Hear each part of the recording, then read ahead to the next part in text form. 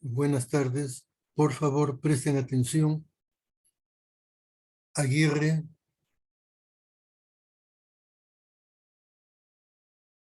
Becerra, Buenas tardes, doctor presente. Cupé, Presente, profesor. Buenas tardes. Díaz, Presente, profesor. Buenas tardes. Jiménez, Presente, profesor. Buenas tardes. buenas tardes. Monroy, Presente, profesor. Buenas tardes. Pimentel, Presente, doctor. Buenas tardes. Ruiz, Presente, profesor. Buenas tardes. Aguirre. Buenas tardes.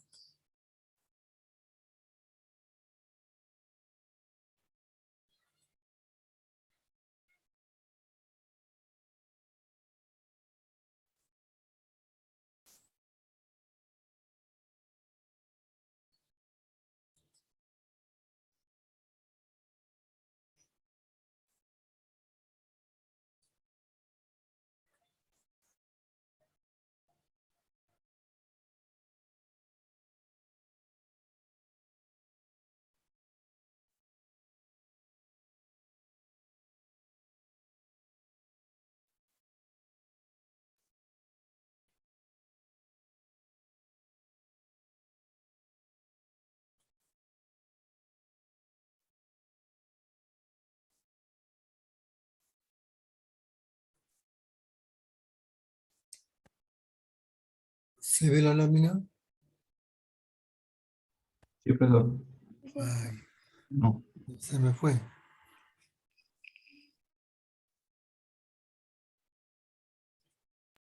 Ahora sí. Y ahora sí. Sí, doctor.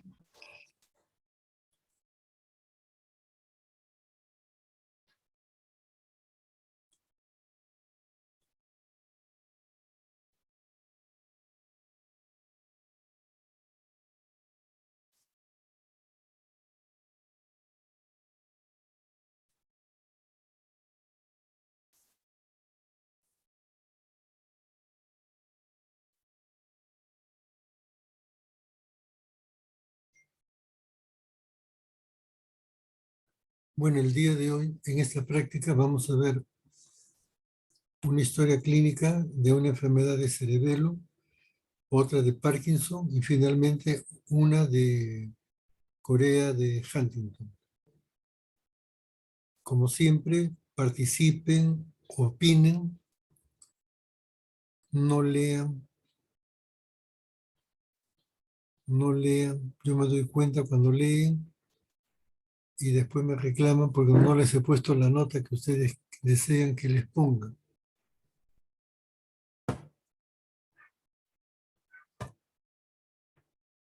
Y su respuesta es que sea muy directa al tema, no le den muchas vueltas, se responde directamente. Levanten la mano los que desean opinar en ese momento. Si aún no he puesto nada, ¿por qué levantan la mano?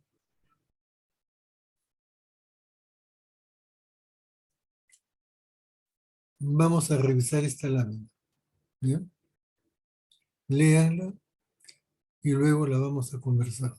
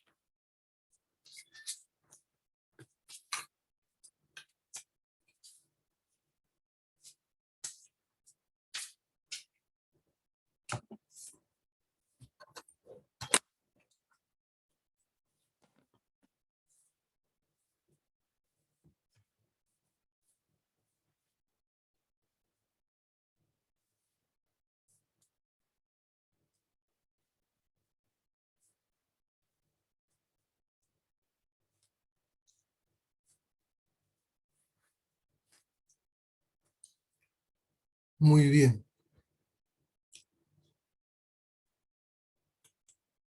Sebastián, Sí, profesor. de todo lo que está aquí en la lámina, dígame una sola cosa que usted considere más importante. Uno solo. Lo menciona nada más. Inestabilidad postural. Ok, gracias. Después vamos a ver por qué me dice eso. Señorita Michaska, Sería hipertensión, profesor. hipertensión. Señorita Diana, Sí, también iba a mencionar hipertensión. hipertensión también.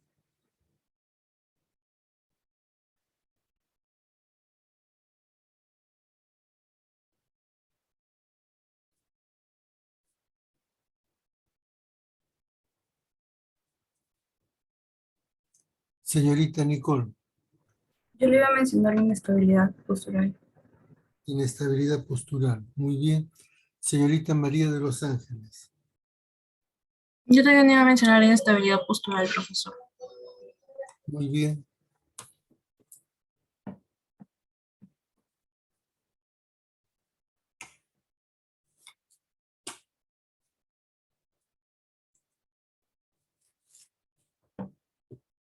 Señorita Cristina,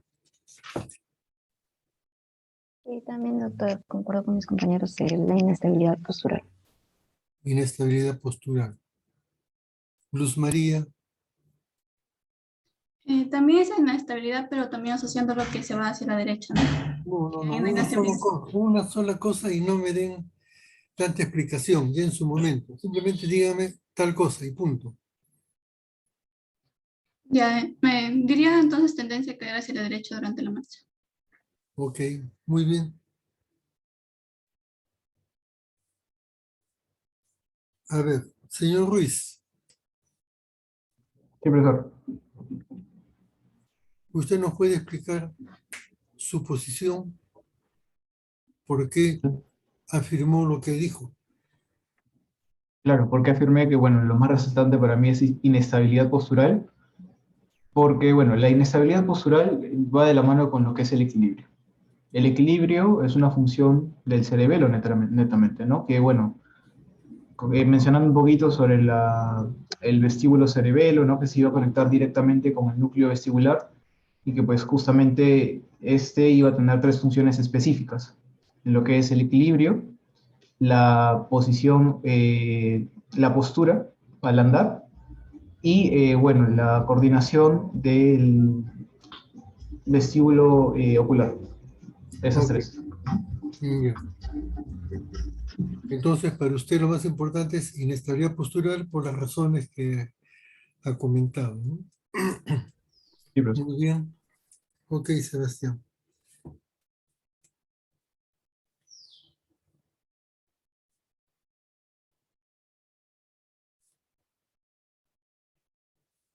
El problema es que como aquí dice actividad 1, caso clínico de alteraciones cerebrosas,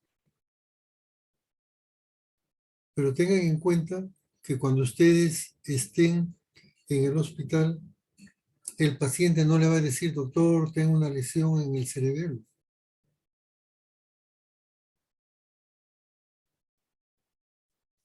Muy bien. Señorita Michaska, Sí, profesor. Bueno, dije que era la hipertensión porque mencionaba que la hipertensión era uno de los factores de riesgo y también se veía muy asociado, unido a los accidentes cerebrovasculares. Y además, el grupo de riesgo que más que todo ocasionaba esto eran las personas de mayores de edad, ¿no? Y al tener un paciente de 61 años, vi un signo más importante en ese caso clínico. ujú, la hipertensión arterial. Bueno, pero yo le puedo decir una cosa. La señora no viene a la consulta por presión alta. ¿Mm? Ella no viene a la consulta por tener una presión arterial elevada. Claro está, la hipertensión arterial es un factor de riesgo para enfermedades vasculares cerebrales, para el corazón, también para la retina, para los riñones. es el asesino silencioso. No da síntomas. Y como no da síntomas, la gente no lo toma en consideración. Hasta que da síntomas y se le acabó la vida. Ok, señorita Michaska.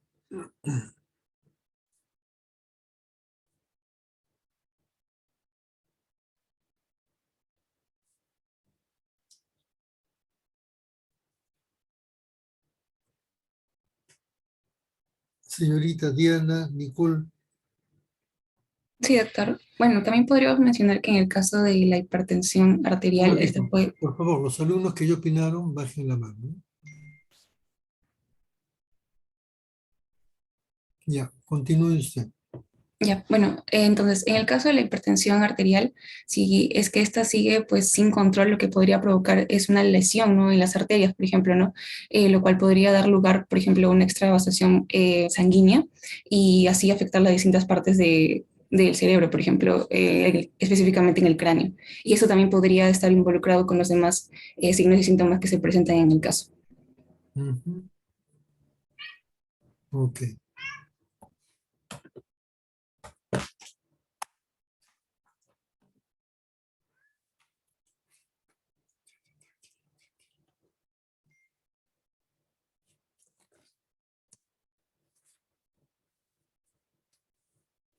Señorita Asae.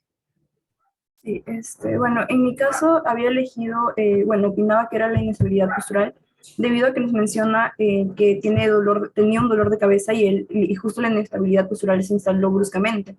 Entonces, supongo, por los datos que me da, que podría deberse a un problema cerebral. Y en este caso, ¿no? La inestabilidad postural, pues podría estar relacionada justo a algún daño en el cerebelo que se va a encargar justo de la coordinación, del equilibrio. Y bueno, por eso resalté ese punto. Ujú. Gracias.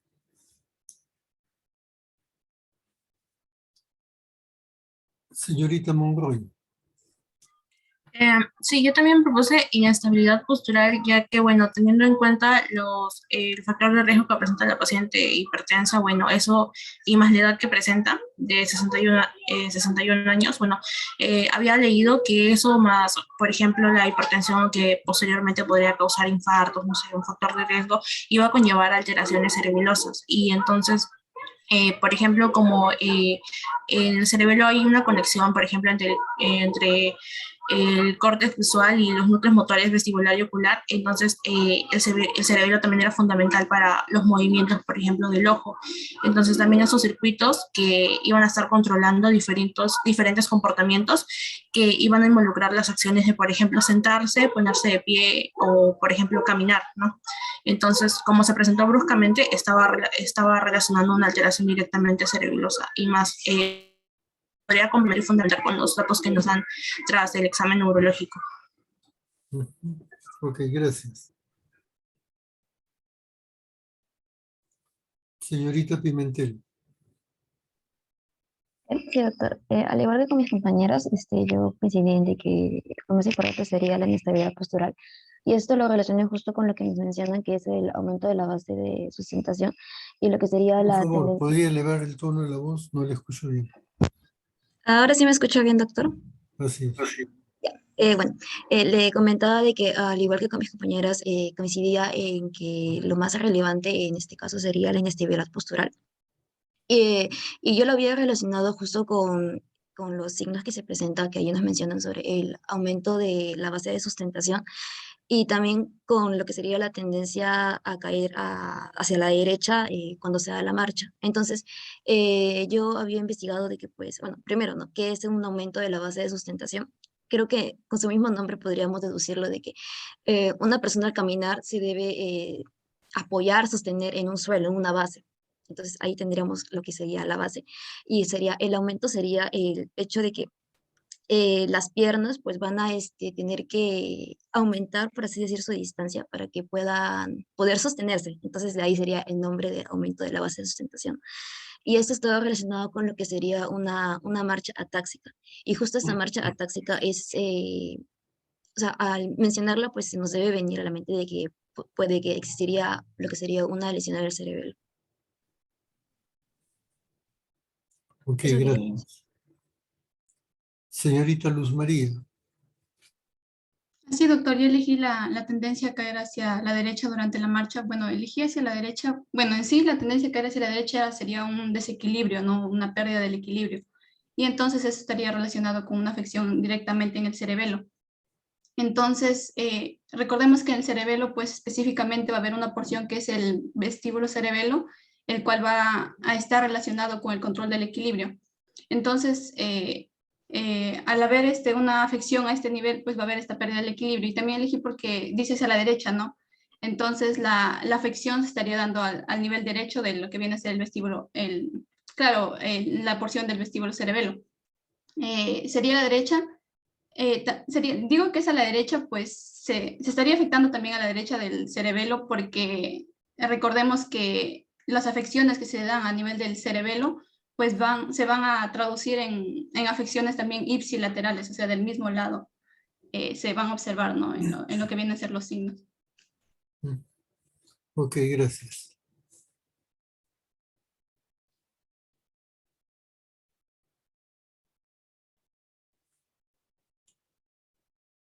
Bueno, si a mí me hubiesen preguntado, ¿qué hubiese respondido?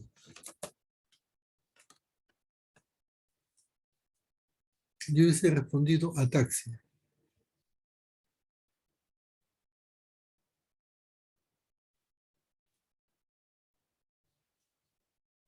¿Por qué? Porque la ataxia es la expresión de la lesión en el cerebelo. Si una persona tiene ataxia, tiene lesión en el cerebelo.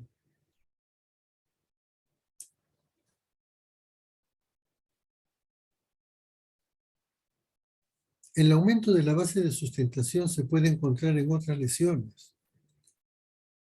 Por ejemplo, si una persona tiene un compromiso en los núcleos vestibulares, si tiene una lesión en el oído interno que le produce mareos, vértigo, inestabilidad, cuando camine va a aumentar la base de sustentación.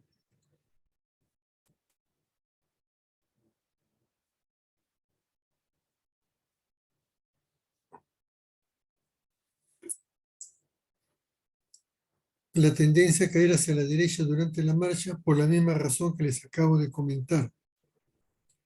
La persona tiene una lesión en el oído interno del lado derecho, se va a ir hacia la derecha.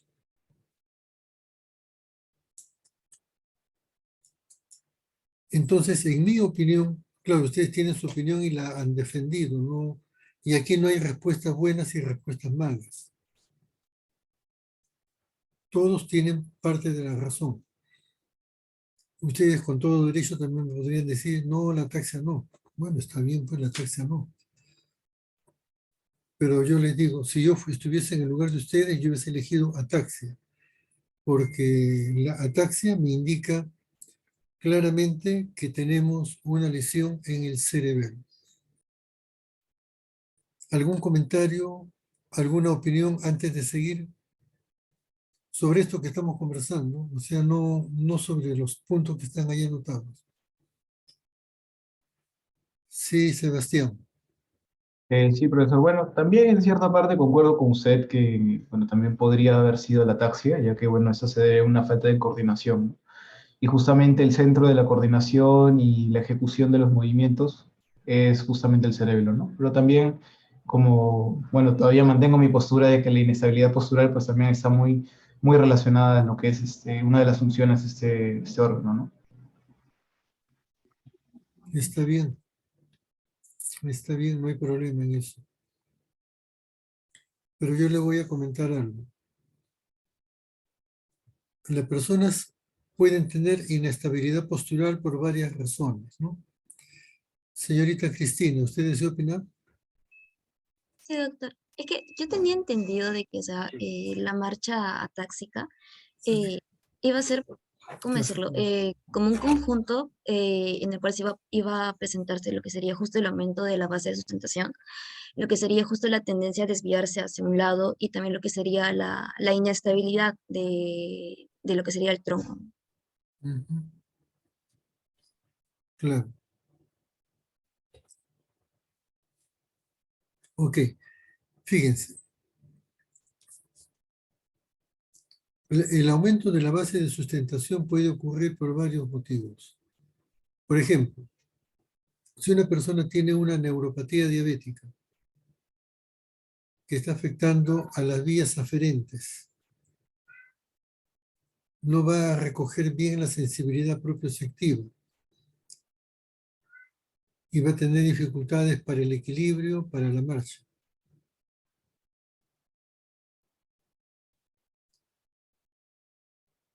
Si una persona tiene una lesión en el cordón posterior de la médula espinal que lleva a la sensibilidad propioceptiva, que nos dice si los miembros inferiores están extendidos, flexionados, si estamos caminando, las características del piso en el cual nos apoyamos.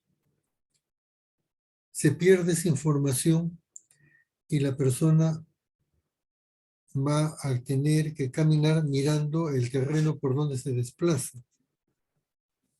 Y esa es una ataxia sensitiva o ataxia sensorial,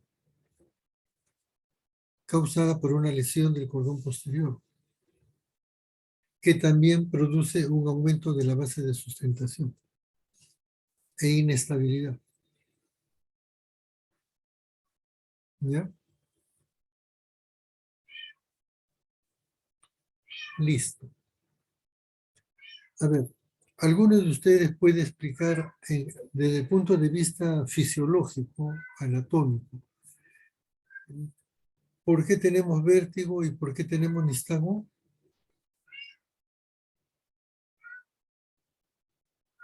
A ver, Sebastián, diga.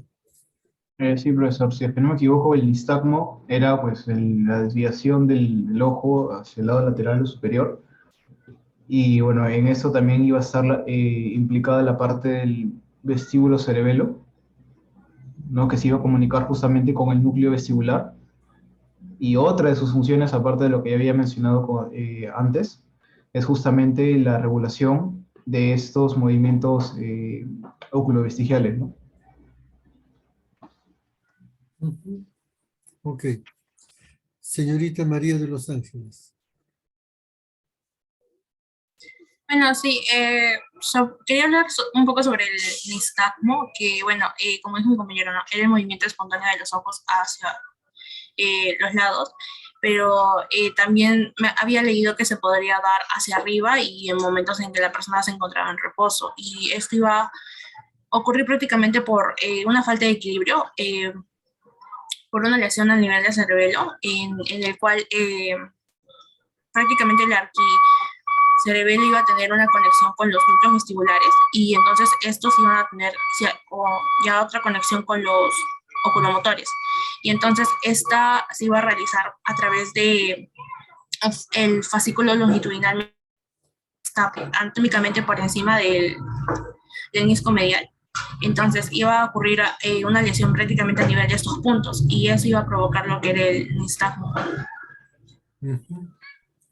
Bueno, el nistagmus puede ocurrir por varios motivos.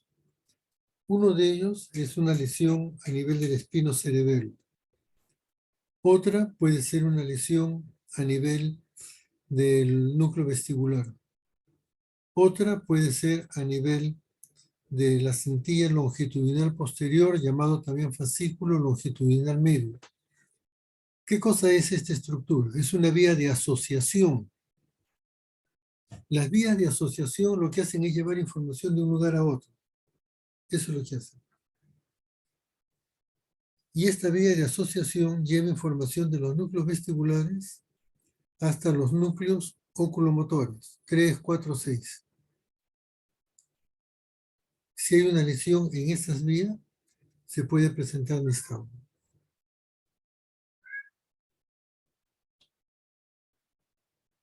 Ok.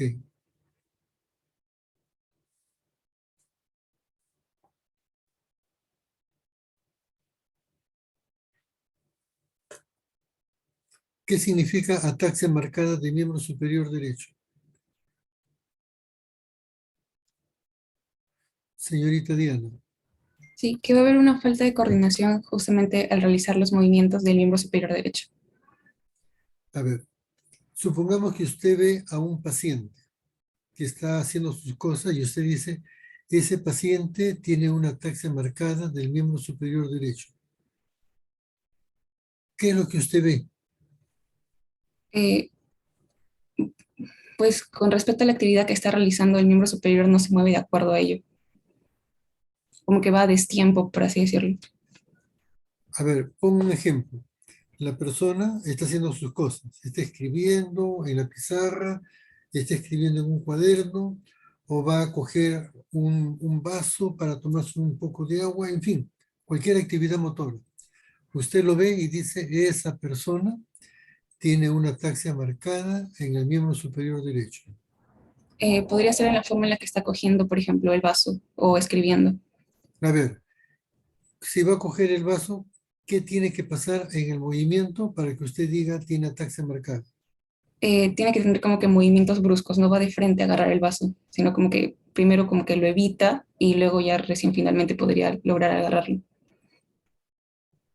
Primero, como que dijo, Como que, o sea, al intentar agarrar el vaso no va a poder directamente, ¿no? Como que esta ataxia va a impedir que lo agarre directamente, ¿no? Como que va a evitarlo. ¿qué más? Mm, bueno, lo evitaría y probablemente quizá después de varios intentos pueda agarrar el vaso. O si no, en todo caso, el movimiento se vuelve más fuerte, podría llegar a tumbarlo. Ujú. Lo que sucede entonces es que el movimiento no se dirige directamente sobre el objetivo. Se puede pasar o puede terminar antes. Y eso se llama dismetría. Dismetría. Además, podemos encontrar que en lugar de ser un solo movimiento para coger el vaso, tenemos que el movimiento se realiza por etapas. Eso se llama movimiento fragmentado o descomposición del movimiento.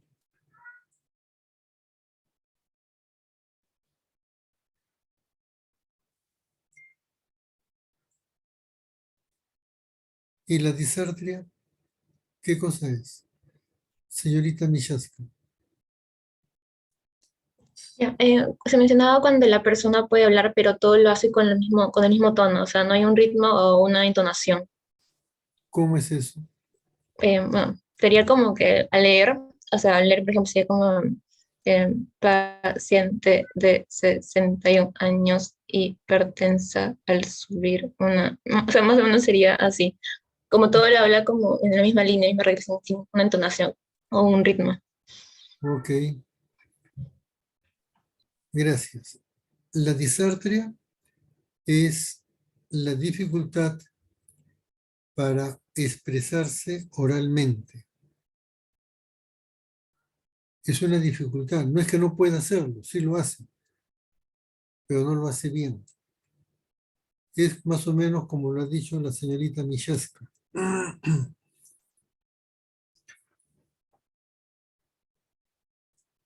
Que en este caso de cerebelo se llama lenguaje escandido. Ese es el nombre que tiene, lenguaje escandido.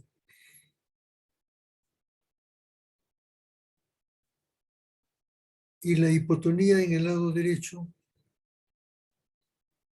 señorita Diana. Bueno, esto podría deberse por una disminución, bueno, en realidad la hipotonía es una disminución del tono muscular, ¿no? Y yo lo podría relacionar con una lesión en la motoneurona superior. No, pues, lesión de motoneurona superior es hipertonía. ¿Verdad?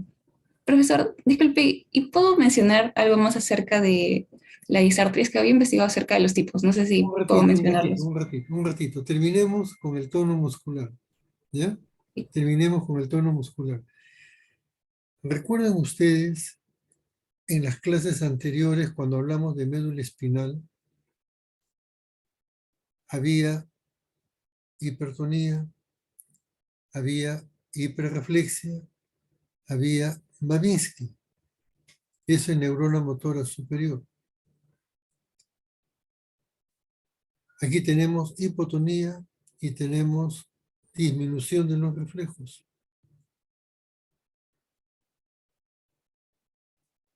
¿Y eso es por qué, señorita Luz María?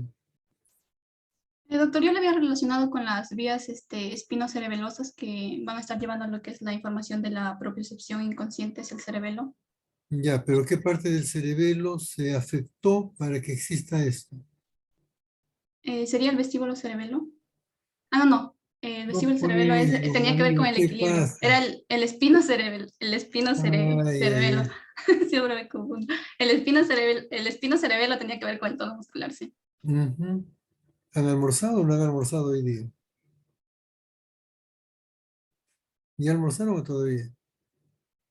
¿Mm? Están con hipoglicemia.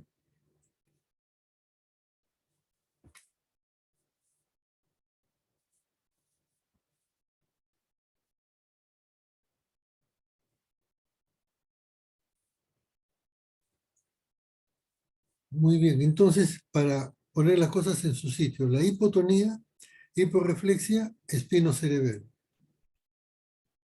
Listo. Señorita Diana, ¿usted deseaba decir algo más? Sí, profesor, sobre la disartria, ¿no? Me perdonan un minutito, están llamando un paciente y cuando te llama un paciente uno nunca sabe por qué te llama. Sí, doctor.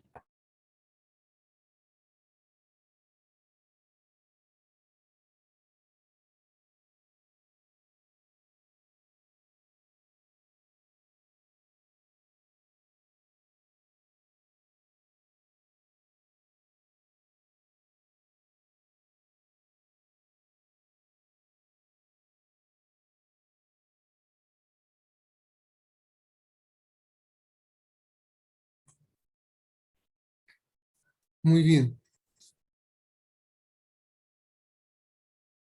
En esta lámina está todo completo. ¿Hay alguna duda, algún comentario adicional, alguna pregunta?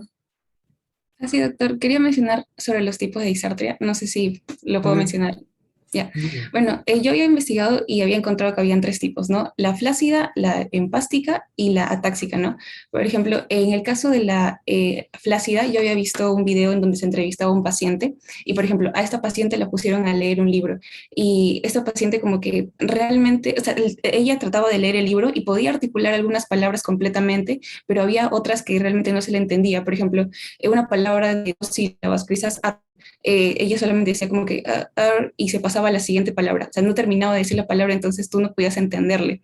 Luego, con respecto a la disartria empástica, aquí habían puesto también igualmente a leer a una paciente, pero esto yo lo relacioné como con un niño que empieza a leer, porque la paciente leía las palabras, sí se le podía entender, pero las alargaba mucho, así como cuando un niño está aprendiendo a leer, ¿no? Por ejemplo, no sé, había una vez, era como que había una vez, como que todo lo alargaba demasiado.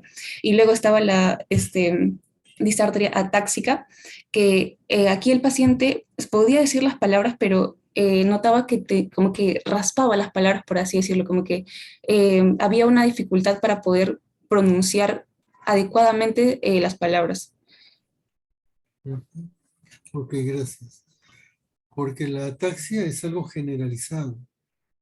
Esa dificultad para los movimientos que hace un momento vimos para extender y coger el vaso de agua se expresa en todo el organismo.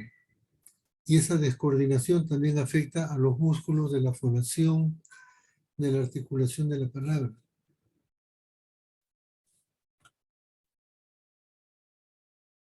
Bueno, esto de aquí ustedes ya lo conocen.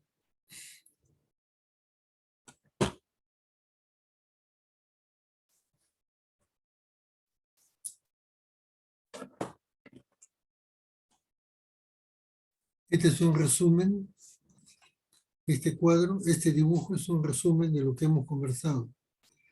el espino cerebelo, vermis, zona intermedia, está en conexión con la vía córtico-pontocerebelosa, está en conexión con la vía espino-cerebelosa, participa de la ejecución motora.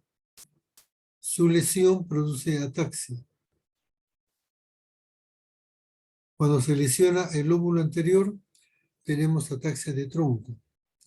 Es decir, la persona está sentada y no puede mantenerse en esa posición. El cuerpo se inclina para un lado y para otro. Esa es ataxia de tronco. Aquí tenemos el vestíbulo cerebelo.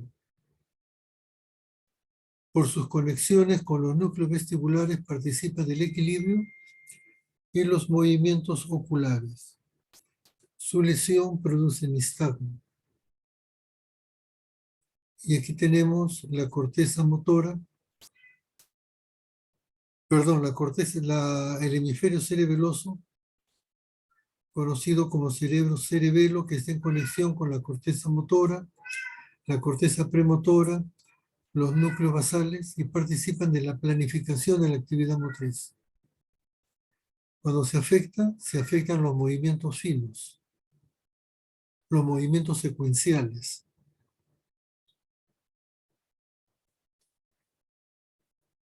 Aquí tenemos una tomografía de una persona que tuvo una hemorragia cerebelosa. Esta zona hiperdensa que ocupa gran parte de la fosa posterior corresponde a sangre.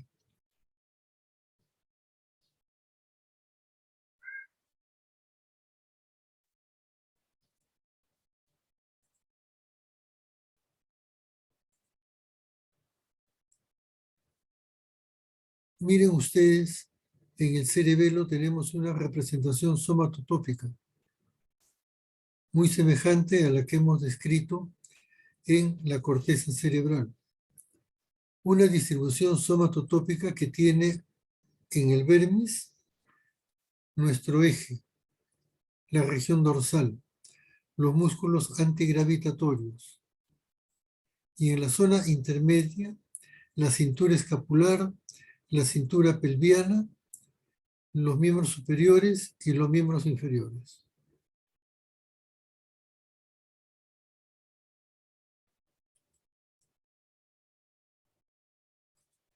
Este es un resumen de lo que estamos conversando.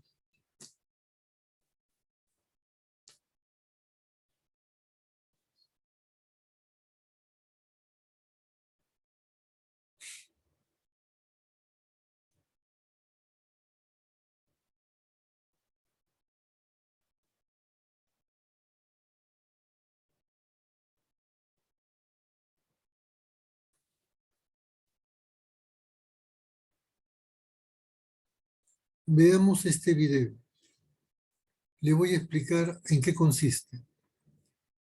Supongamos que ustedes tienen a una paciente que le dice, el cuerpo se me va para un lado, tengo dificultades para alimentarme porque me viene un temblor cuando hago los movimientos. Entonces dice, bueno, vamos a examinar la función cerebelosa. Y para examinarlo, ¿qué cosa es lo que hacemos? Examinamos la postura, la posición de pie. Examinamos la marcha, la coordinación, los movimientos secuenciales, que hace un momento le mencioné de los hemisferios cerebelosos. Cuando le explico esto de acá, movimiento secuencial quiere decir, por ejemplo, hacer esto. Pronación, supinación. Porque yo hago esto y luego hago esto. Y para que se continúe, es necesario que se coordine. Es necesario que se termine un movimiento para empezar el otro. Y eso lo hace el cerebelo. Bueno, entonces en el examen del paciente tenemos la bipedestación, que es la postura, la marcha en sus distintas modalidades, el tono muscular, la coordinación motora. Eso es lo que examinamos habitualmente en una persona dentro del examen neurológico para evaluar la función del cerebelo.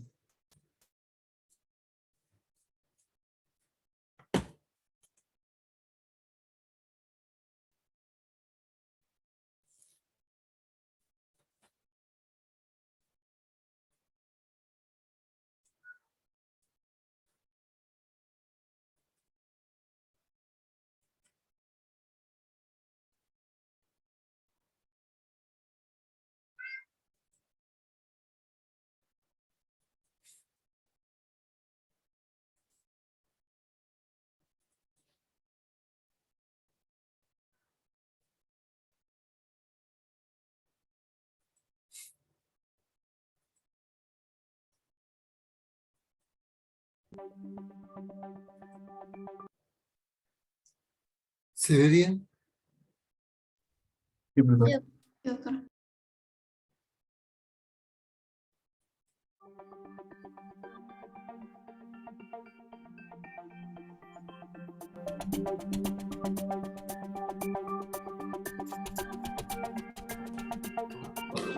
La función cerebelosa, marcha y estabilidad postural se evalúan de manera bilateral con varias pruebas de equilibrio y coordinación, prueba índice-nariz, el signo de rebote, movimientos alternantes rápidos, prueba talón-rodilla, tono muscular, prueba de Romberg, varias pruebas de postura.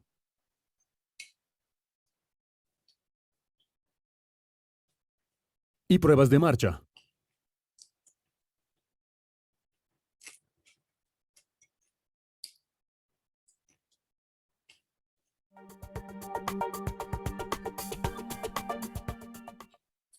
También es conveniente evaluar la marcha y la estabilidad postural. Comience con la paciente sentada en una silla o sentada en posición vertical en la cama. Haga la prueba índice-nariz pidiéndole a la paciente que se toque la nariz con el dedo índice, luego toque el dedo del examinador y luego de ida y vuelta. Repita esto con el otro brazo. Evalúe el signo de rebote tirando fuertemente del brazo de la paciente y soltándolo de manera repentina. Mantenga su otra mano sobre el hombro de la paciente para estabilizarla e impedir que se golpee la cara con la mano. Repita esto con el otro brazo. Evalúe los movimientos alternantes rápidos pidiéndole a la paciente que con la palma y luego con el dorso de la mano dé golpecitos en el muslo alternando. Pídale que empiece despacio y luego acelere hasta que lo haga lo más rápido posible. Repita esto con la otra mano. Para la prueba talón-rodilla, pida a la paciente que deslice un talón hacia abajo sobre la espinilla opuesta y luego hacia arriba. Repita esto con el otro talón. Evalúe el tono muscular en las piernas con la paciente en posición supina. Mesa suavemente la pierna para relajar los músculos. Dé un tirón rápido hacia arriba en la parte inferior del muslo. Observe la flexión de la rodilla y el trayecto del talón. Repita esto con la otra pierna. Si el tono muscular está ligeramente aumentado, el talón no se va a deslizar suavemente, sino que va a sacudir la camilla. Si el tono muscular aumentó de forma moderada, el talón se levantará temporalmente de la camilla y caerá formando un arco. Con un mayor aumento del tono muscular, el talón toma más tiempo en caer a la camilla y puede haber clono. En casos graves puede ser que la rodilla ni siquiera se flexione y el talón quedará por encima de la camilla. Para la prueba de Romberg, la paciente se pone de pie y junta los talones. Pídale que cierre los ojos y con cuidado empuje su hombro. Continúe con una serie de maniobras de pie. Puede sostener las manos de la paciente para ayudarla a mantener el equilibrio. Pídale a la paciente que se pare en los dedos de los pies y que se balancee hacia atrás sobre los talones. Que se pare en una pierna y luego en la otra. Que se pare en los dedos de un pie y luego del otro. Que se pare con los pies uno enfrente del otro en punta talón, ojos abiertos y luego cerrados. y que brinque en una pierna y luego en la otra. Comience con las pruebas de marcha con la paciente poniéndose de pie desde la posición sentada con los brazos cruzados. Pídale a la paciente que camine normal una distancia corta, gire y regrese. Pídale que gire a la izquierda y a la derecha. Ahora ponga a prueba otros tipos de marcha, entre ellas, marcha en tándem, es decir, punta-talón, caminar hacia atrás, caminar en puntas de pies y con los talones.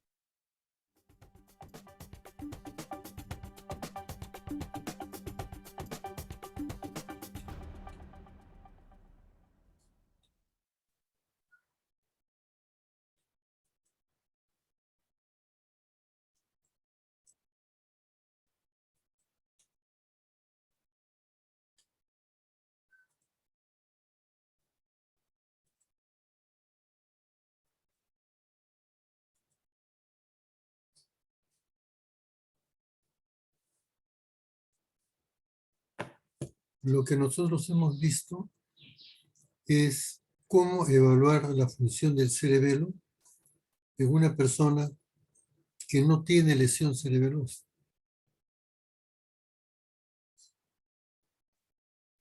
Por ejemplo, cuando se hace la prueba índice-nariz, es para ver el movimiento, su desplazamiento, para ver si hay ataxia o no.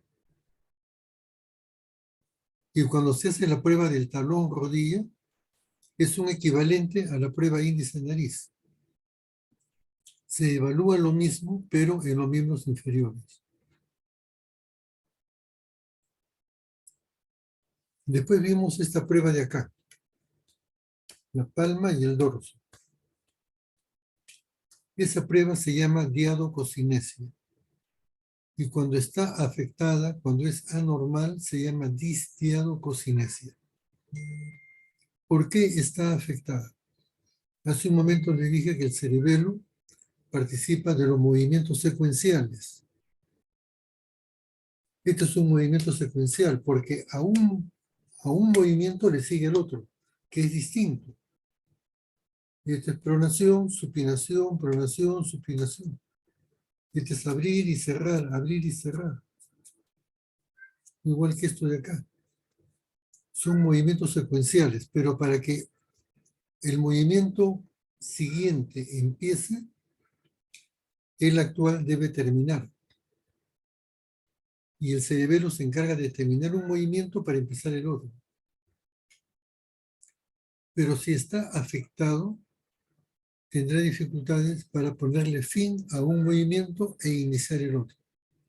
Entonces, lo que nosotros hacemos acá, el paciente con lesión en el cerebelo tendrá dificultades para hacerlo, porque no puede poner fin a un movimiento e iniciar el otro. Algo semejante es lo que se examinó con el sino del rebote, lo de acá. El examinador hacía fuerza con la paciente y luego la soltaba. Y ella detenía el movimiento. Ella estaba haciendo una fuerza. Y cuando la soltaba, ya no había oposición, detenía el movimiento.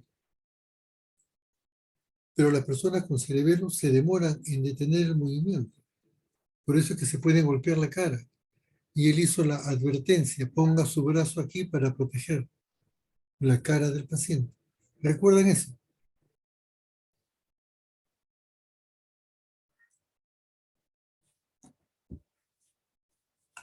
Muy bien, entonces vamos a continuar.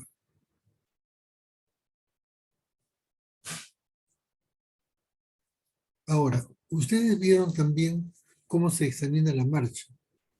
La marcha no es solamente decirle camino. Hay varias formas de examinar la marcha. Camina hacia adelante, retrocede, camina en la marcha tándem, o sea, punta, talón.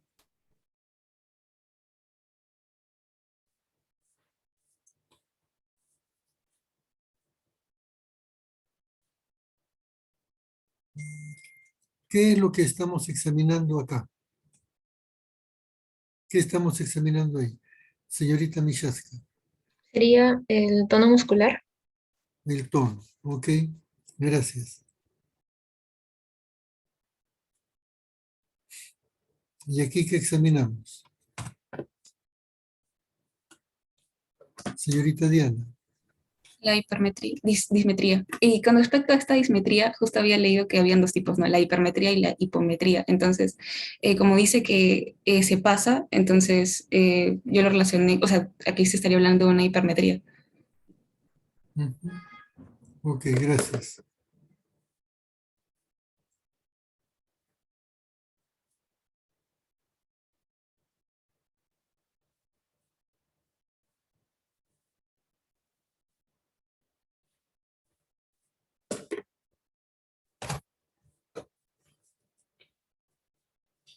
¿Y qué se está examinando en esto de acá? Cristina. Sí, doctor. En ese punto se estaría examinando lo que sería la marcha atáxica. Yo no he marcado la marcha. He dicho cuando permanece de pie mantiene las piernas muy separadas. Sería el aumento de base de sustentación. ¿Cómo? El aumento de base de sustentación. Ujú. ¿Por qué? Bueno, es que ahí nos mencionan de que cuando permanece de pie mantiene las columnas muy separadas. Y como justo había mencionado al inicio, el mismo nombre le decía, no va a haber un aumento de No, pero ¿por qué tiene el aumento de la base de sustentación? Ah, según lo que había averiguado, probablemente porque había una afectación en lo que sería la vía vestíbulo cerebelosa, ya de que esta iba a estar encargada de lo que sería Bien. Pero el... de repente le he preguntado mal. La persona separa las piernas de esa manera, ¿por qué? Ah, tenía que ver con el centro de gravedad, ya de que si es que se mantenía normalmente, no iba a poder dar lo que sería la marcha, no el caminar. Ok. Señorita, le diré Hiromi porque hay dos Nicole. Señorita Hiromi, ¿por qué la persona permanece de pie, mantiene las piernas muy separadas? Es para tratar de mantenerse, por ejemplo, las piernas, al estar con las piernas separadas, como que te da una mayor, pues, base, por así decirlo, no de la base de sustentación, debido a que te permite estar más estable, te da más estabilidad al estar de pie. Ya, pero ¿por qué se pone así? Debido a, bueno, posiblemente a que no mantiene el equilibrio, o sea, está tambaleando tal vez, debido a eso necesita estar, reafirmarse en el piso. Ok, tiene inestabilidad, tiene alterada la posición, la postura.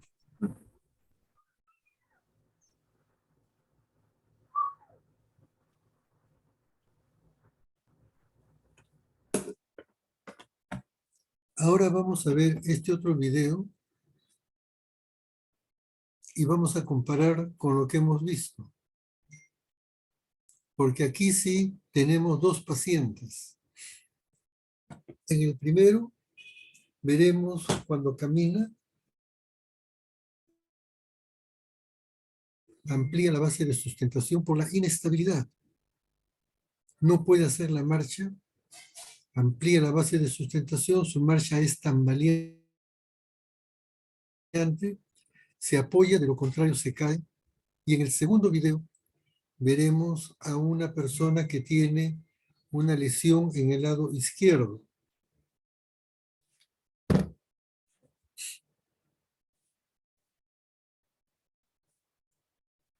Cuando hace la prueba índice nariz en el lado derecho, perfecto. Pero cuando hace la prueba índice nariz en el lado izquierdo, no puede.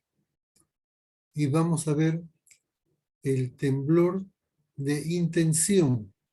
No temblor de reposo, sino temblor de intención, temblor de movimiento. Vamos a ver la dismetría. Vamos a ver la descomposición del movimiento. Debo decirles también que en el video hay un error en la traducción, porque dicen temblor de reposo en el brazo izquierdo. Y ustedes van a ver que en reposo no hay ningún temblor. El temblor aparece cuando el paciente hace un movimiento, ¿ya?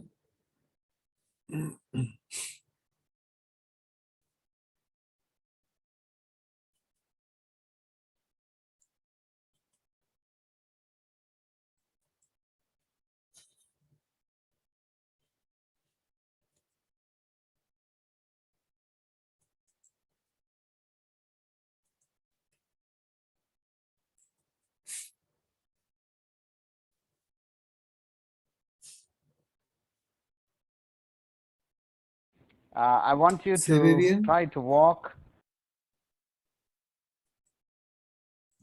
Sí, profesor. Sí, doctor.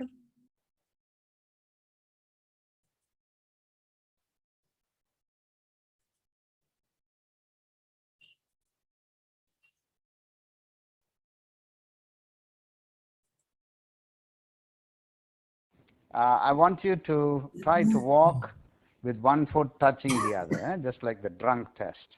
And I'm going to stand right by you here. Okay, I'll give you a little bit of balance, and this is going to be very difficult for you.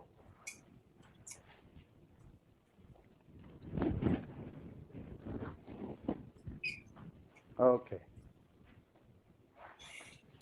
That's enough. Of tremor disorder, in addition to rest tremor and postural tremor, is intention action tremor seen with cerebellar disease. In this patient, who has had a traumatic hemorrhage involving one side of his cerebellar white matter pathways, he has a normal function on the right side, but the left side shows significant dyssynergia and intention tremor. This type of tremor contrasts, however, with the postural tremor in that both the trajectory and the endpoint are abnormal. And most of this patient's dysfunction is in fact right at the end point when he tries to touch his nose or to bring his finger totally out. The trajectory is not normal, but the trajectory is not the area of maximal dysfunction. This type of tremor can also be seen in multiple sclerosis and other primary cerebellar disorders.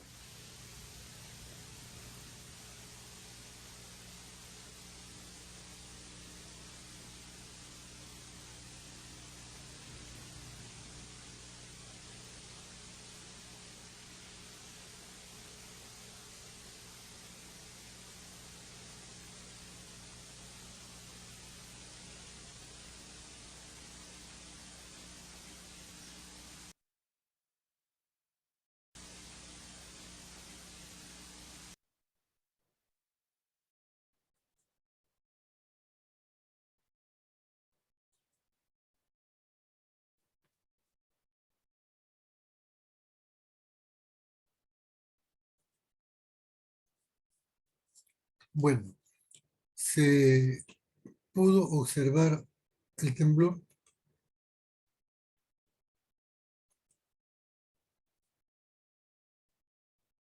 ¿Se dieron cuenta del temblor? Sí, doctor. Ok. Y se dieron cuenta que en el brazo izquierdo no había temblor de reposo, sino temblor intencional. ¿Notaron ese detalle? Doctor, una pregunta. En ese caso es como si al hacer el movimiento como que se le hiciera a propósito, ¿no? Pero es inconsciente, ¿no? El movimiento que no puede controlarlo. No Al es momento que inconsciente, no es inconsciente, es un movimiento involuntario. involuntario. Ujú. Así es. ¿Está bien? Ok, vamos a continuar entonces.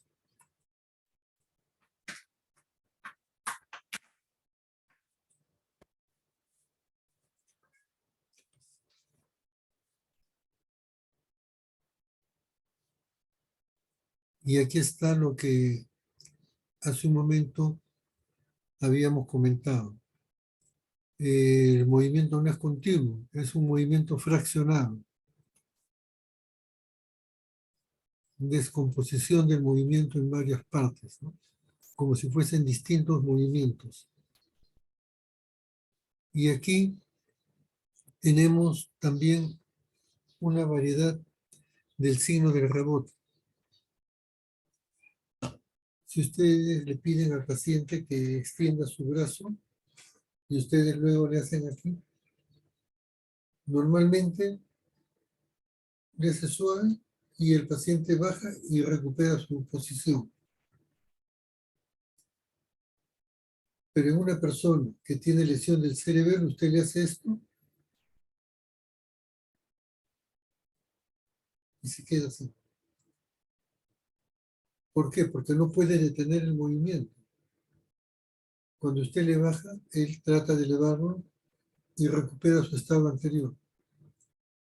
Pero en una persona con lesión en el cerebelo, usted le hace esto, baja, trata de recuperarlo y como no puede terminar el movimiento, hay varios oscilaciones.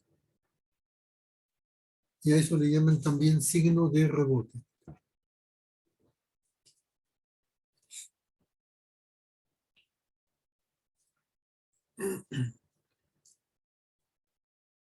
¿Cómo se llama esto? Diana, Nistagmo.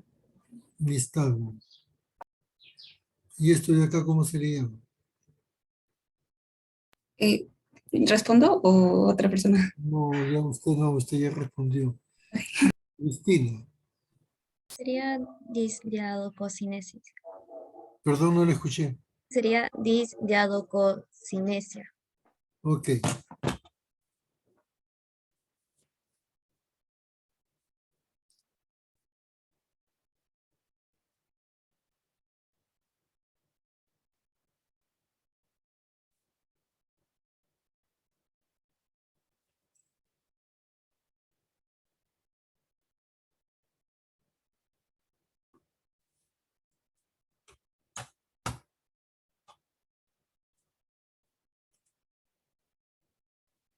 Vamos a ver estos videos.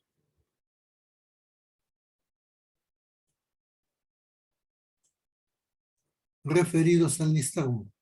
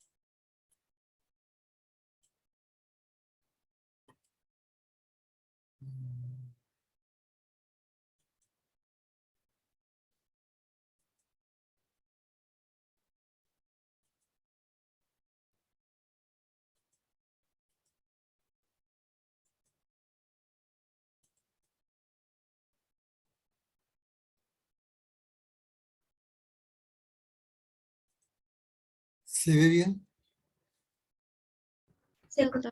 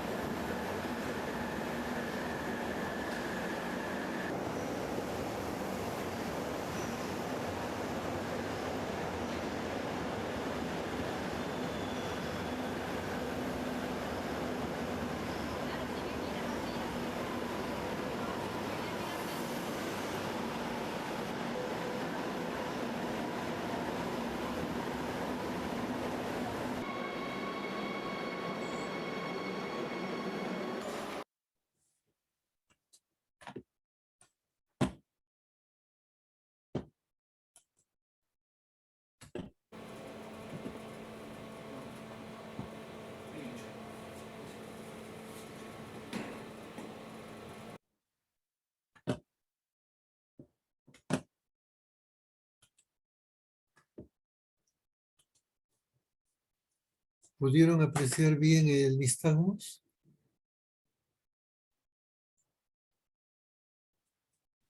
Sí, sí, doctor. ¿Se dieron cuenta de la amplia variedad, los varios tipos de nistagmus que existen?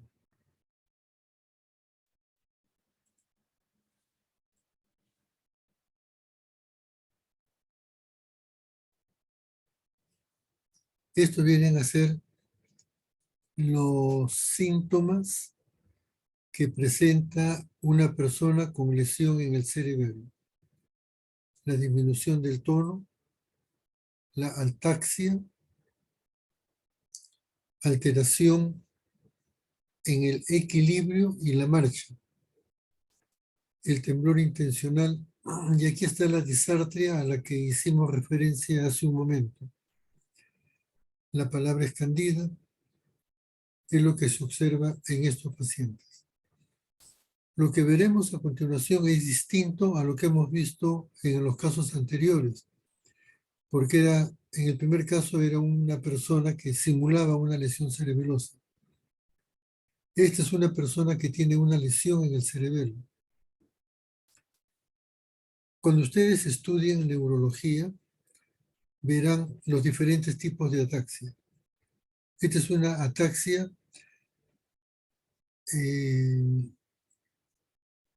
heredodegenerativa. O sea, se hereda esta ataxia. Es un gen autosómico recesivo. Hay otras ataxias con gen autosómico dominante. Este es un gen autosómico recesivo. Pero van a ver, por el relato de la paciente y por la imagen del video, van a ver la ataxia, la marcha, la coordinación y escucharán la palabra escandida. Cómo habla, y esa disartria especial del paciente cerebeloso que por momentos se hace explosivo. Es decir, está hablando con un tono monótono y de repente sube el tono y baja. Ese es el lenguaje explosivo de estos pacientes. Muy bien. Entonces presten atención.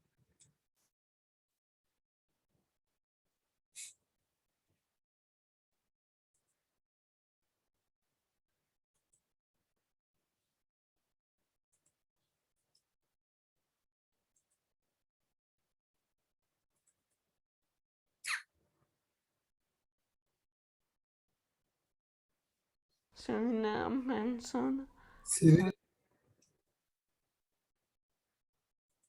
Sí, sí, doctor. Sí, doctor. Ok.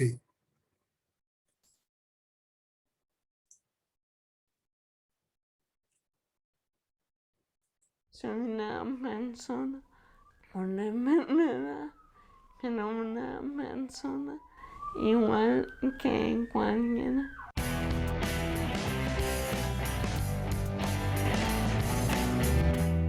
Me han heredado un gen defectuoso de mi madre y otro de mi padre. Como es una enfermedad genética, es de nacimiento, aunque los síntomas empezaron más tarde. Con 7 años ya andaba un poco raro, pero con... ¿Se dan cuenta? En este caso, la enfermedad se manifiesta desde muy temprano. Refiere, desde los 7 años tenía problemas para caminar, que eran muy marcados, porque se tropezaba y se caía. Con 9 años me tropezaba mucho y me caía mucho, y luego ya con los años pues fui perdiendo fuerza en las piernas y me caía más, con más de equilibrio. Me llevó a usar primero una muleta y luego otra. Empecé a ir de médico en médico, privado, público, y nadie me sacaba que era lo que tenía. Con 19 años me sacaron que era antes. Fue un alivio, sobre todo tener la posibilidad de conocer a gente con mi enfermedad. Para mí fue una alegría. Nos damos consejos unos a otros. Psicológicamente también ayuda. Mi padre lo llevaba muy mal. Cuando acabé la carrera, le dije que me venía a Madrid a estudiar un máster y sé que me lean un montón, pero tenía muy claro que quería irme y me fui. Yo soy economista. Yo todavía ando, pero con mucha dificultad por falta de equilibrio y coordinación. Afecta a varios músculos, pues brazos, manos, problemas para hablar bien, problemas para tragar, diabetes. Hay cosas que no puedo hacer y me hace falta ayuda de otra persona para ducharme, para levantarme de la cama o de una silla, para comer. Vivo con mi novio, pero solo está él. Tengo ayuda a domicilio, que viene una chica 11 horas a la semana para ayudarme en mi aseo, levantarme, vestirme, cocinar, limpiar. Dificultades pues técnicas, pero a nivel intelectual ninguna. Las investigaciones que se están llevando a cabo en España. Lo que refiere en relación a su capacidad intelectual es bien importante. El cerebelo no tiene ninguna función cognitiva. Se le asigna así una función en la memoria procedural. Cuando hablemos de funciones cognitivas veremos cómo intervienen los ganglios basales y el cerebelo en esta modalidad de memoria. Salen adelante porque los afectados estamos pagando por ellas. Intentar hacer todo lo que pueda de manera autónoma. Ese es el mejor tratamiento. Voy a piscina 2 días a la semana y la meditación voy cuando puedo porque hay que ir por lo privado y es caro. Por ser una persona enferma ya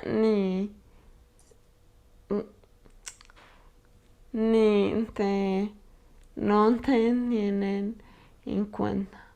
Por ejemplo, preguntas algo en una tienda, si me pregunto yo, en vez de contestarme a mí, contestan a la persona que me acompaña. Siento muy mal porque estoy aquí, soy una persona con enfermedad que no Por ejemplo, en este momento, si ustedes notan, hubo un lenguaje explosivo. Cambió el tono de su expresión y aumentó el tono. Si me pregunto yo, en vez de contestarme a mí, contestan a la persona que me acompaña. Siento muy mal porque estoy aquí, soy una persona con enfermedad, que no una persona igual que cualquiera. Es el desconocimiento de cómo hacer frente a una persona diferente, que nos traten con normalidad. Me gustaría tener un piso adaptado a mis necesidades, casarme, formar una familia, viajar. Me encanta viajar.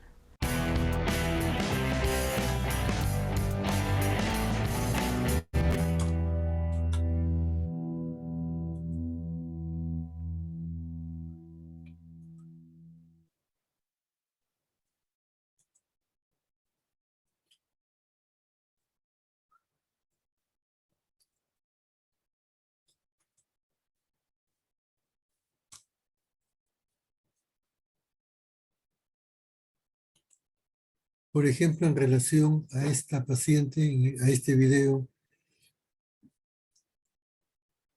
una sola cosa que les haya llamado la atención, una sola cosa.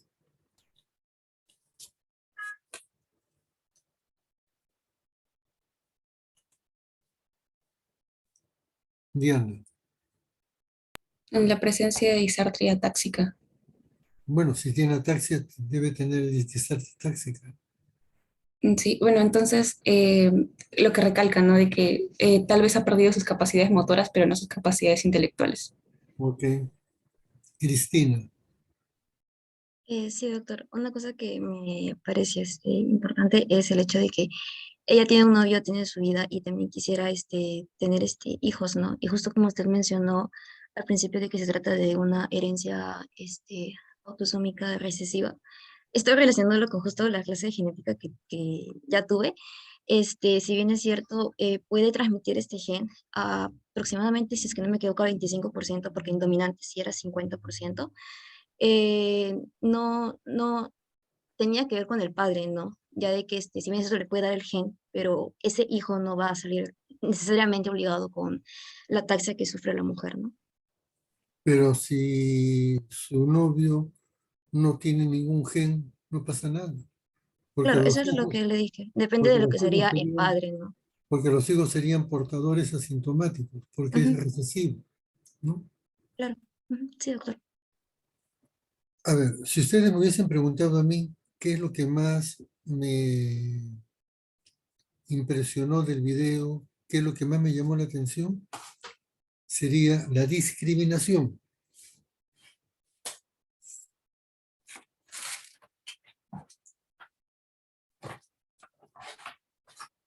Ella lo dice claramente. Soy una persona enferma, pero soy una persona. Igual la discrimino. Y puso un ejemplo. ¿Recuerdan? Muy bien, entonces vamos a continuar.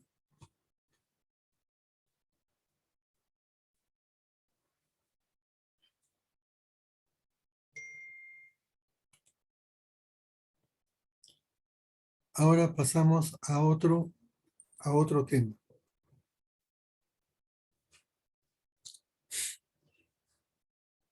Por favor, lo leen y luego lo vamos a comentar. Este es un caso de la enfermedad de Parkinson.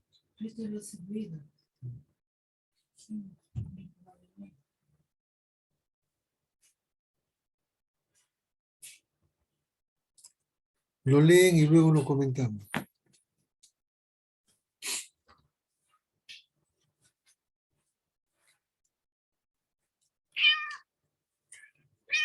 Cuidado, no sea malcriado.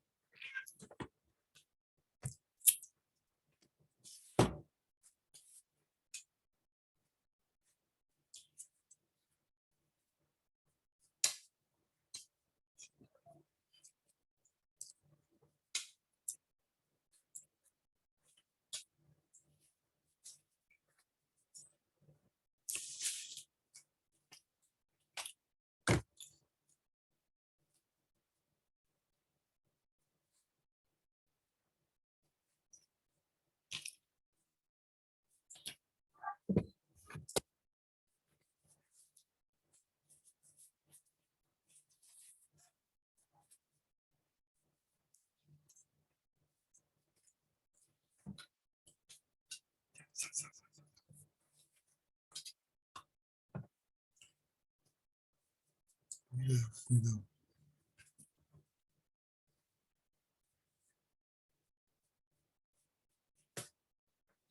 Oye, no sea malcriado.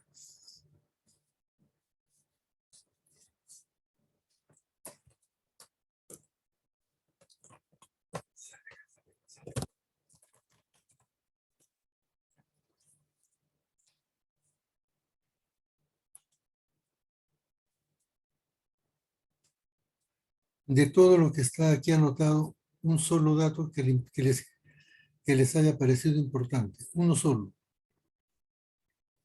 Señorita Nicole Iromi.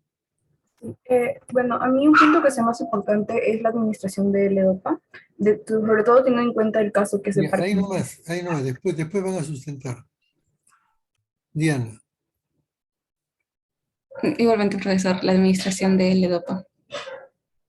María de los Ángeles. En mi caso, la administración de L-Dopa con carbidopa. Ya.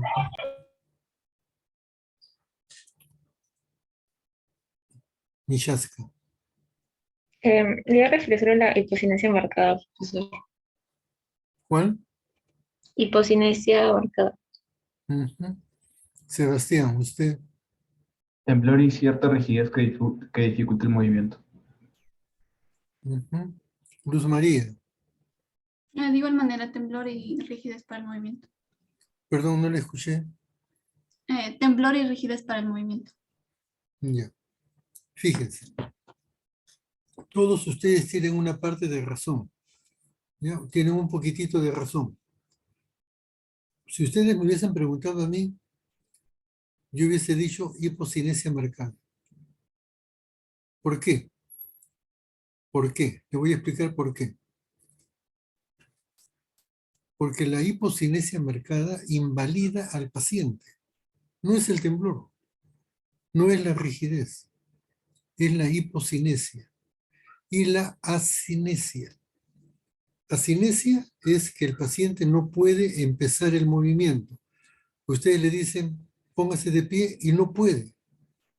No puede empezar el movimiento. Y la hipocinesia marcada quiere decir que los movimientos se realizan de una manera muy lenta. Y eso invalida al paciente. El paciente está sentadito y le dicen, ponte de pie, no puede. Come, no puede. Ese es el problema más serio que tienen los pacientes con enfermedad de Parkinson. El temblor se puede manejar, la rigidez se puede manejar, pero la asinesia es terrible y muy difícil. Luz María, ¿usted desea opinar? Ah, sí, doctor, había elegido ese temblor y la rigidez porque eran como características, ¿no?, que se daban en la enfermedad del Parkinson, dado porque iba a haber una degeneración de las neuronas dopaminérgicas, ¿no? Eso sí va a dar a nivel de la sustancia negra también. Ujú. Ok. ¿Quién dijo hipocinesia?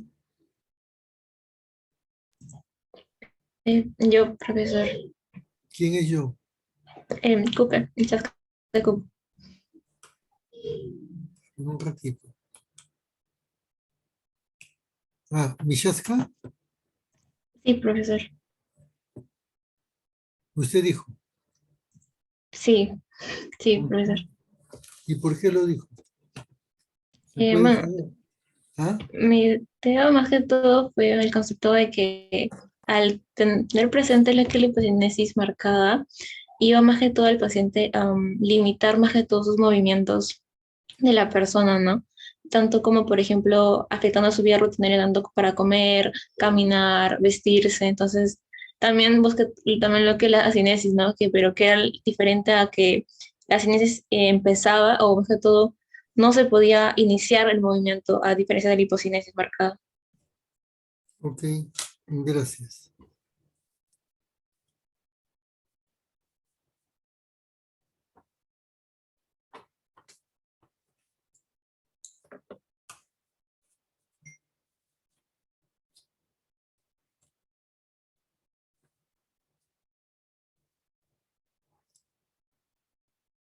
Hay que hacer este cuadro, pero esto ya lo tenemos resuelto aquí, ¿ya? Eso ya está resuelto, pero háganlo ustedes. Bajen la mano nada más, por favor. Estas son las características de la enfermedad de Parkinson. Temblor, bradicinesia, micrografia, que es cambio en la escritura. La rigidez, postura, equilibrio, la pérdida de los movimientos automáticos. Cuando uno camina, balancea los brazos. Ese es un movimiento automático. Aquí también hay disartria. Esta es la posición que tiene la persona con enfermedad de Parkinson. Está un poco inclinada hacia adelante por una pérdida del tono postural. Está inclinada hacia adelante, las piernas flexionadas y los brazos pegados al cuerpo y no hay balanceo cuando camina. Y aquí tenemos la micrografia. Lo que les señalo es la escritura al inicio del tratamiento. Después, cuando le dan el EDOPA, adquiere esta forma. Hay una mejora. Por favor, lean esto.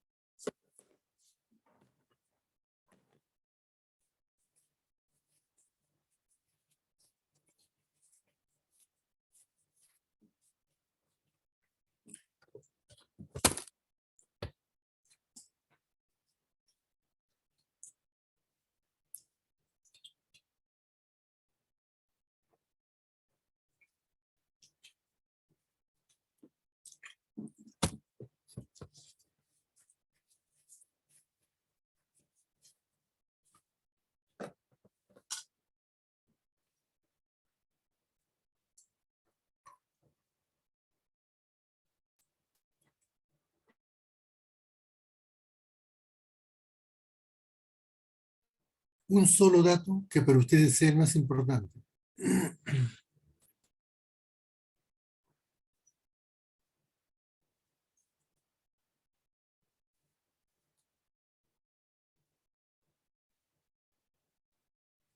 Señorita Hiromi. Sí, en mi caso, yo considero que sería el último punto, el agrandamiento de los ventrículos laterales. Sebastián. Sí, profesor, también iba a comentar lo que dijo mi compañero, ¿no? El último punto que dice es agrandamiento bilateral de los ventrículos laterales y la atrofia cortical frontal. María de los Ángeles. Atrofia cortical frontal. Cristina. Sería cambios de personalidad del ¿Cómo? paciente. Los cambios de personalidad del paciente. Michaska. También los cambios de personalidad, profesor. Diana. Agrandamiento bilateral de los ventrículos laterales y la atrofia cortical. A ver. Si me hubiesen preguntado a mí, yo que hubiese respondido. Fíjense ustedes. La esposa lleva al paciente al médico, ¿no es cierto? Ahí está. La esposa lo lleva. ¿Estamos de acuerdo? Ok. ¿Por qué lo lleva?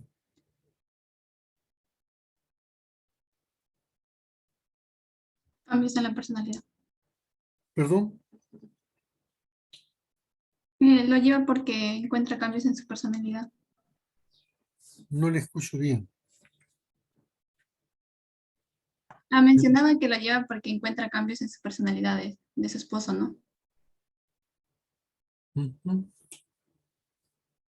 Ya.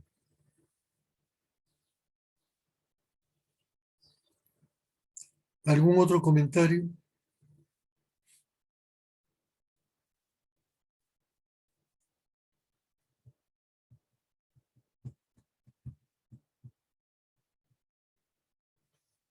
El tema es el siguiente.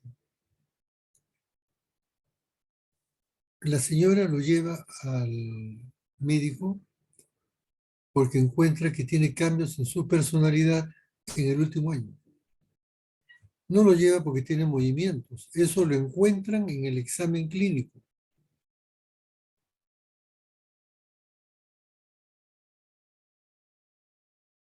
Personalidad. Y tan es así que no lo lleva al neurólogo. Lo lleva al psiquiatra. Esta enfermedad muchas veces se inicia de esa manera, porque están afectadas las neuronas corticales, el núcleo caudado y su proyección con el lóbulo frontal, que está relacionado con la memoria y con las funciones ejecutivas.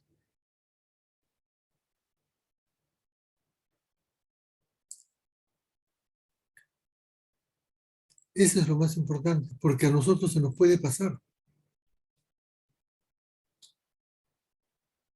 Si viene una señora con su esposo, mire, cambió su carácter. Ahí está estresado, está deprimido, mucha ansiedad, en fin. Y perdemos de vista el problema central.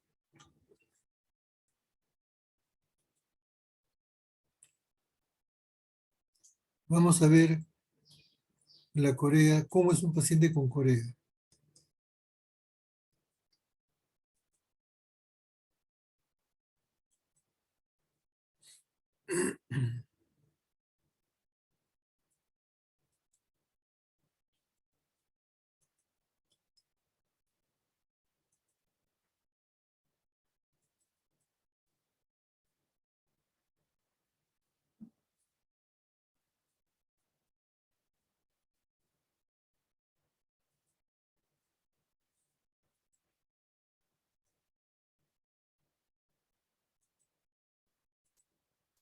¿Se ve bien?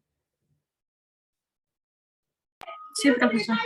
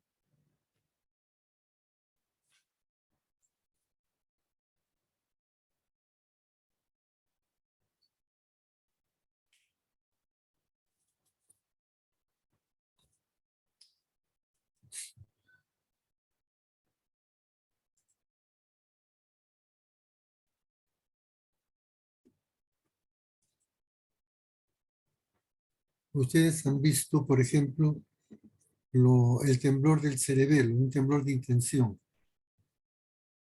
Este temblor es completamente diferente. Es un movimiento muy amplio, generalizado, más notorio en los brazos y en las piernas, y también en la musculatura facial. Pero es un movimiento muy amplio, generalizado.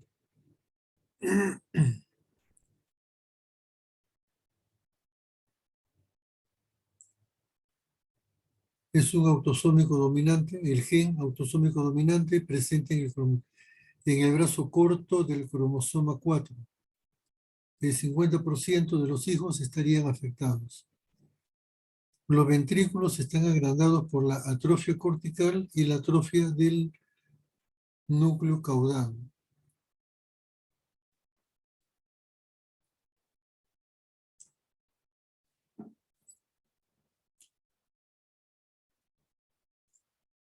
Y el problema empieza porque hay un gen, ese gen defectuoso es el que guía en el ácido, en el ARN mensajero, cuál es la secuencia de los nucleótidos que van a formar parte de las proteínas.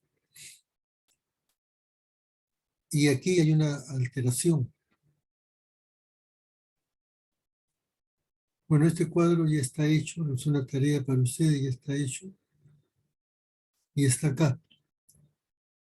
La secuencia de estos nucleótidos, citosina, adenina, guanosina, se repite 6 veces. Y eso da lugar a una proteína irregular, una proteína anómala que va a contribuir a la muerte neuronal. Aquí tenemos varios videos.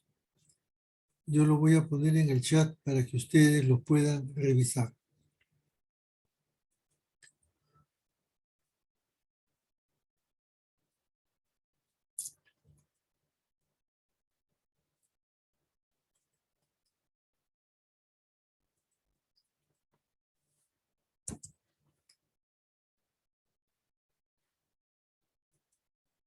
Ya lo pueden ver en el chat del grupo. Y lo que yo les pediría es que lo revisen.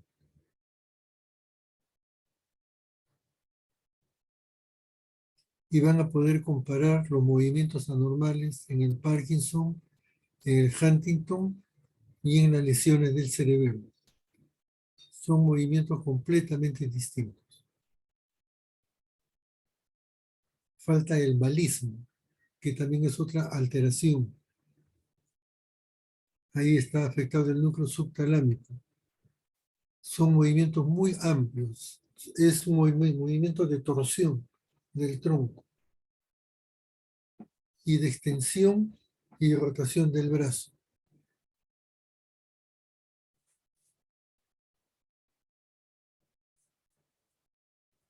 Muy bien. ¿Alguna pregunta antes de retirarnos?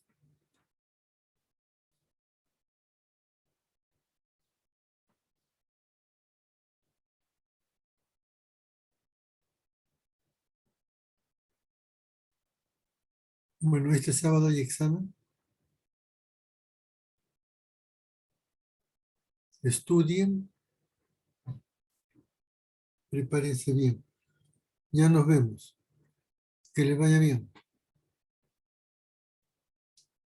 Buenas tardes. No, doctor. Hasta luego.